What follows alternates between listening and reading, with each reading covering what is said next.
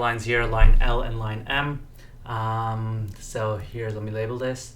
This will be line L, this will be line M. And over here, so before I get started with this problem, actually, let's refresh our memory about parallel lines. If I have two parallel lines, which is what I have in this case, and a line that intersects it, you want to spot out your big angles, the one that looks big compared to the one that looks small. So that's your small, that's your big. And then you want to label all of them. That has to be your big, small, big, small, big, small. Now, all bigs are going to equal each other. So if you pick this big or this big, is going to equal each other.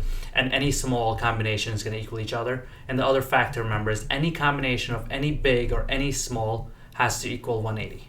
Okay, that thing is a more of an important fact that pops up a lot that they test you on. Any big plus any small has got to equal 180. All right, let's take it to this problem. So here I have line L, here I have line M. I'm going to draw that secondary line with a dotted yellow because right now I don't want to talk about that one so much. So here's my 60. Here's A. Here's B. You see that all I've done on this side right now is just eliminated this line and I've drawn everything else. So based off of this structure on the right side that we talked about, see how that's your small angle? And that also looks like a small angle, angle A. So I know that those two angles have to equal each other. So I can say that A equals 60. Now, this is my, if I were to label that, that would be small, that would be small, and that would be small.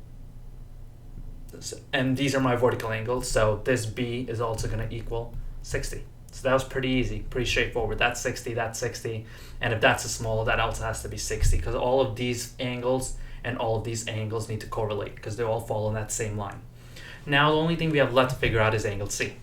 So let's get to that.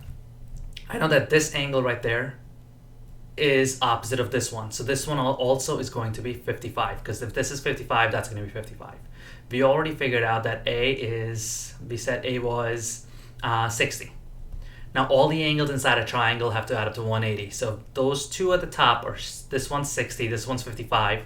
So that adds up to 115. And this one must be, so 115 plus what number is going to give me 180? Because everything needs to add up to 180, and that's going to be 65. So that angle right there is going to be, oops, that's not a very good arrow, but I think you get the point. That one's going to be 65 also. And now it becomes, again, very straightforward. That angle and that angle are vertical angles opposite of each other, so they must be the same. So that tells me that C is 65. Now the question is saying what's A plus B plus C? It's going to be all of these angles added together, 60 plus 65, which would be 185.